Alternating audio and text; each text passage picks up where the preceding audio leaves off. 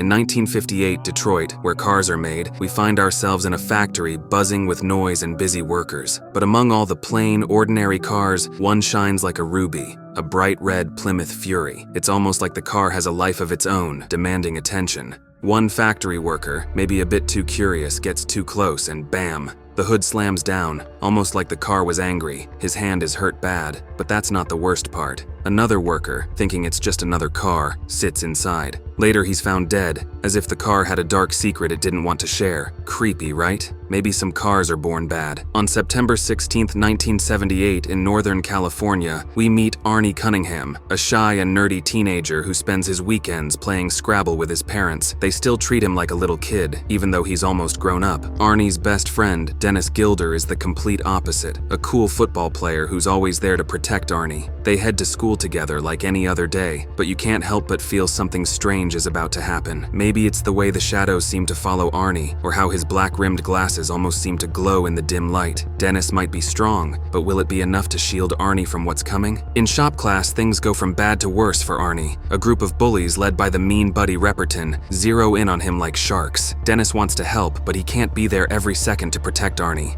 Today, Buddy really crosses the line. He stomps on Arnie's lunch and even breaks his glasses, leaving Arnie helpless and humiliated. When Arnie and Dennis tell the shop teacher that Buddy had a switchblade, it seems like the teacher isn't going to do much to stop him. Buddy smirks and promises Arnie that he'll get his revenge soon. It's almost like there's a dark cloud hanging over Arnie, and you can't shake the feeling that something more sinister is lurking in the shadows, just waiting to strike. As Arnie and Dennis head home, something catches Arnie's eye, a worn-out, dirty Plymouth Fury with a sold sign on it. It's the same car we saw being built in Detroit, but now it looks like it's been through a nightmare. The paint is peeling, and parts are barely holding together, yet Arnie is strangely drawn to it. He can't take his eyes off the car and immediately wants to buy it. The owner, George LeBay, appears and shares a chilling story. He says the car once belonged to his brother, Roland, who is now dead. George even reveals the car's name, Christine. It's as if the car is more than just metal and gears, almost like it has a dark soul of its own, just waiting for someone like Arnie to fall under its spell. Arnie is so excited about his new car, Christine, that he insists on driving Dennis home in it, even though it's in terrible shape. But when Arnie gets home, his overprotective parents are not happy at all. They start scolding him for spending his money without asking them first, especially on a car that looks like it could fall apart any second. But this time, Arnie doesn't back down. He shouts at them, saying that they've never let him have something he truly wants, and he's determined to keep Christine no matter what. But his parents are stubborn too,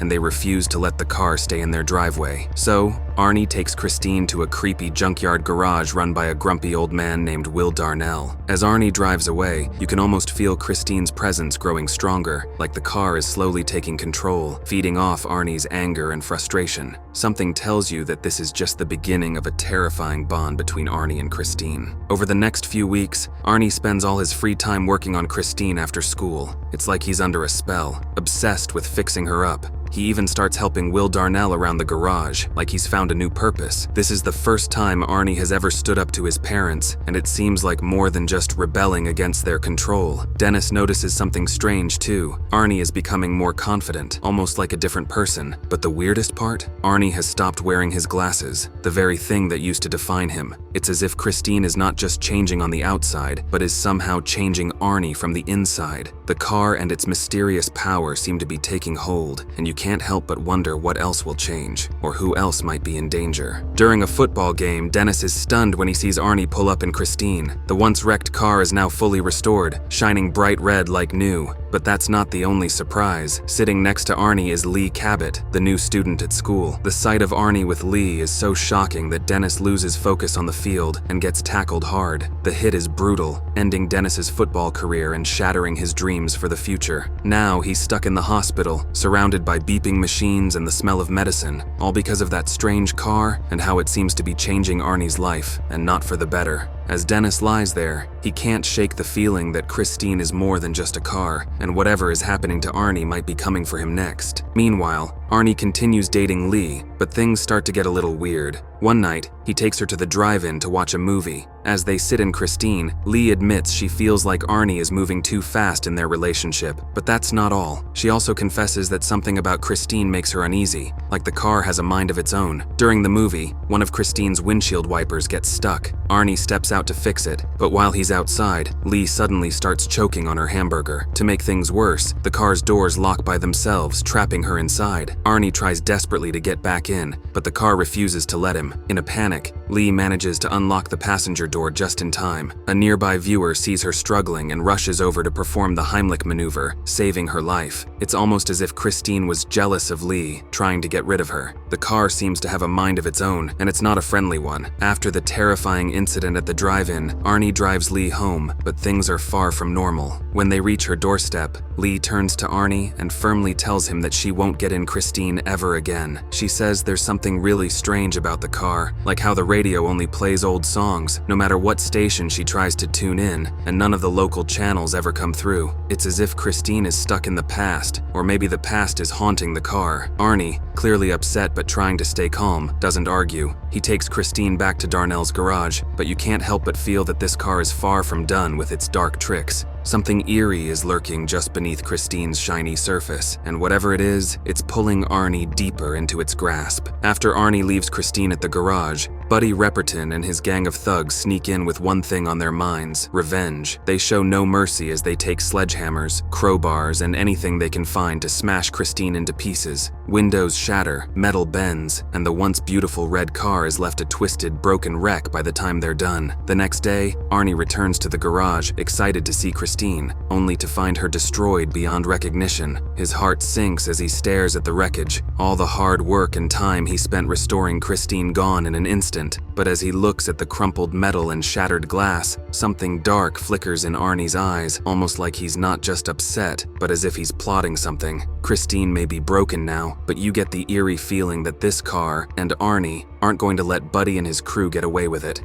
Arnie is convinced that Lee had something to do with Christine's destruction, even though there's no real evidence. At home, things are falling apart. Arnie's temper is out of control, and his parents are worried. They notice that he's not the same Arnie they used to know, and they wish he would go back to the way he was. The quiet Scrabble nights with his family are a thing of the past. Arnie ends up in a huge argument with his father, which only makes things worse. But no matter what happens, Arnie can't stop thinking about Christine. All he wants is to fix the car and make her beautiful again. It's like he's been spellbound and nothing else matters. Christine is more than just a car to Arnie now. She's an obsession, and it seems like nothing will stand in his way to restore her, no matter how much trouble he gets into. The next day, Arnie rushes to the salvage garage, eager to start working on Christine again. He digs through his tools, determined to fix her, but as he turns his back, he hears a strange crinkling sound, like metal being bent. Arnie whirls around and his jaw drops. Christine's engine is already being repaired, almost like magic. Arnie's surprise quickly turns into a wicked grin as he watches in awe. He encourages Christine to keep going, and she seems to understand. Her headlights flicker on, and suddenly, the garage is alive with chaos.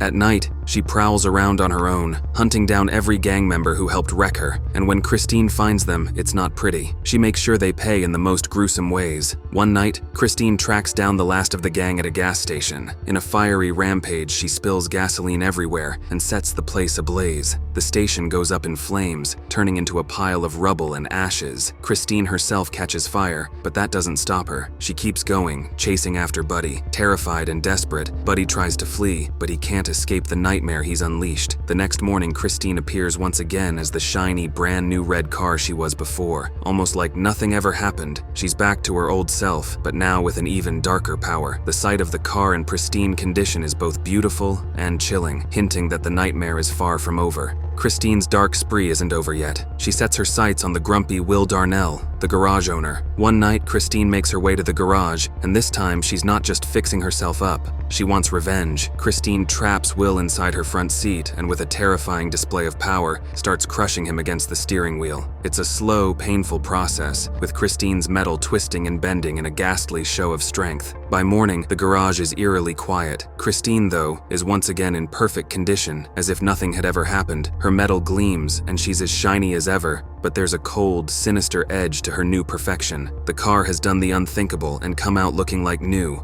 all while leaving behind a chilling reminder of her terrifying power. A few weeks later, in December, Dennis catches Lee between classes at school. He wants to talk about Arnie and that creepy car, Christine. Dennis and Arnie aren't friends anymore, and Lee has figured out that, even though she and Arnie never officially broke up, He's too wrapped up in Christine to care about her. With the holidays coming up and New Year's Eve just around the corner, Dennis and Lee decide to talk about the strange, supernatural things happening with Christine. They realize they can only share their fears with each other because no one else would believe the terrifying truth. They both know that if they want to stop the horror, they have to find a way to destroy Christine for good. It's a dark plan, but they're determined to end the nightmare before it's too late. Dennis decides to visit his old friend Arnie, even though Lee warns him to be careful. After Lee leaves, it's Arnie who shows up at Dennis's place, driving Christine. With a grin, Arnie invites Dennis for a ride. As they drive, Dennis can't help but notice how different Arnie seems. His eyes are gleaming with a strange, almost hypnotic light. Arnie takes Dennis to his house, and as they drive, Dennis sees some wild changes in Arnie. He's doing things he never would have done before, chugging beer like Homer Simpson, scaring other drivers, and even performing stunts on the road like riding without using his hands. It's like Arnie is a completely different person. The most eerie thing Dennis notices is Christine's mile counter. Instead of going up, it's counting backwards, as if the car is somehow reversing time.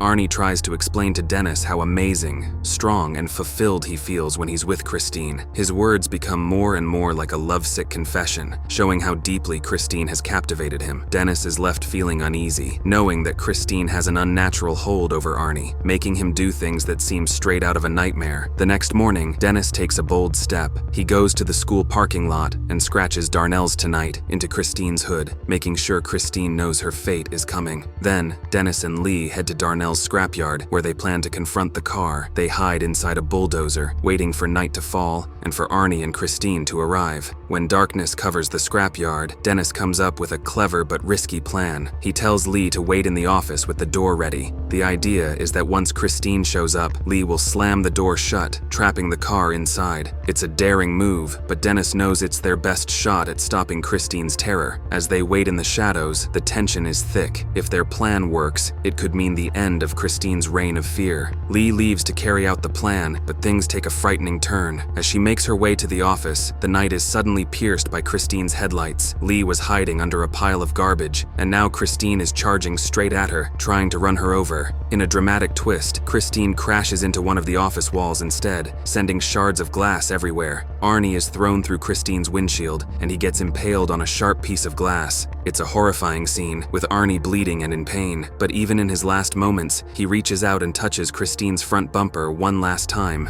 In a twisted way, it seems like he's saying goodbye to the car he was so obsessed with. Even though his life ends in a brutal way, there's a strange sense of peace on his face, as if he's found a final, dark happiness in his love for Christine. Christine, furious and relentless, charges at Lee once more. Her headlights blaze and her radio blares, pledging my love at full blast, filling the night with eerie music. Christine is determined to get Lee, speeding up to run her over, but Dennis isn't backing down. He drives the bulldozer straight at Christine, climbing onto her back and smashing her down with a powerful crash. Lee rushes into the cab of the bulldozer and hugs Dennis tightly, both relieved and exhausted. Meanwhile, Christine isn't finished yet. She starts to come back to life, her metal and glass twisting and shifting as she begins to heal herself again. Dennis knows he has to act fast. He drives the bulldozer over Christine, crushing her under a heap of metal and glass. He keeps at it until Christine's headlights flicker out and finally go dark for good. The once menacing red car is now compacted into a small cube of twisted metal. The nightmare seems over, and the scrapyard falls silent, but as the dust settles, something unsettling happens. Inside the crushed cube, a metallic stick starts to move and straighten up on its own. It's a chilling sign that Christine's evil might not be completely gone. The horror could be far from over, lurking in the shadows of the scrapyard, waiting for its next chance to strike.